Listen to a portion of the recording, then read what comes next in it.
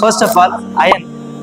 நம்ம அன்றாட வாழ்க்கையில டெய்லியுமே நம்ம பயன்படுத்தக்கூடிய இந்த இரும்பு, இவ்வளவு பயனுள்ள இந்த இரும்பு நம்ம உலகத்தை சார்ந்ததே கிடையாது. மாறாக இவ்வளவு இரும்புமே வெளியில இருந்து வந்தது, ஸ்பேஸ்ல இருந்து வந்தது. பல மில்லியன் இயர்ஸுக்கு முன்னாடி ஒரு பெரிய எக்ஸ்ப்ளோஷனுக்கு பிறகு இந்த பூமிக்கு வந்து அடைஞ்சது தான் இந்த இரும்பு. இப்ப இத பத்தி அல்லாஹ் சுப்ஹானஹு வ தஆலா குர்ஆன்ல சொல்லும் பொழுது, அன்ஸல்னல் ஹதீத, நாம் இரும்பை இறக்கி வைத்திருக்கிறோம் அப்படின்னு சொல்றோம். அப்ப இது ஒரு சாதாரண விஷயம் கிடையாது. ஏன்னு சொன்னா அல்லாஹ் சுப்ஹானஹு வ தஆலா இதை பத்தி சொல்லும் பொழுது இது மிகப்பெரிய முஆஜிஸாவா சொல்றோம். அடுத்தபடியா பாத்தீங்கன்னா அல்லாஹ் சுப்ஹானஹு வ தஆலா கரெக்டா எக்ஸாக்டா 32 இடத்துல வாட்டர், தண்ணீர்ங்கிற வார்த்தையை பயன்படுத்தி இருக்கிறான். அதே மாதிரி 13 இடத்துல லேண்ட்ங்கிற வார்த்தையை குர்ஆன்ல பயன்படுத்தி இருக்கிறான். இது ரெண்டுத்தையும் நம்ம ஆட் பண்ணோம்னு சொன்னா exactly the proportion of land and water 17% and 29% நமக்கு எக்ஸாக்டா கிடைக்குது. இது ஒரு மிகப்பெரிய universal fact. So it is a biggest mathematical மிராக்கிளா இருக்கு.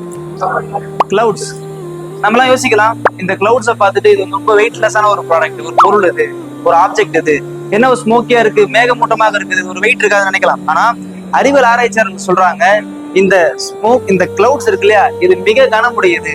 எந்த அளவுக்கு வெயிட்னு சொன்னா பல டன்கள் இருக்கும்னு சொல்றாங்க.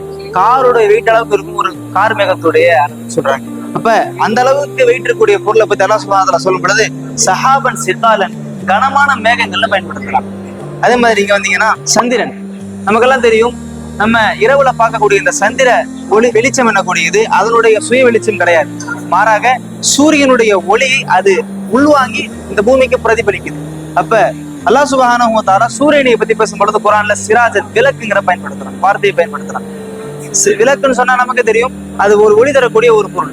நிலாவை பத்தி பேசும் பொழுது முனீரன், லூமினஸ்டிக், பிரதிபலிக்கக்கூடிய ஒன்று பயன்படுத்தலாம். அப்ப இவ்வளவு பெரிய அறிவியல் உண்மைகளை ஒரு சாதாரண மனிதர் 1400 ஆண்டுகளுக்கு முன்னதாக எவ்விதமான அதிநவீன தொழில்நுட்பங்களும் கண்டறியப்படாத அந்த காலகட்டத்துல சொல்றதுங்கிறது சாத்தியமற்ற ஒன்று.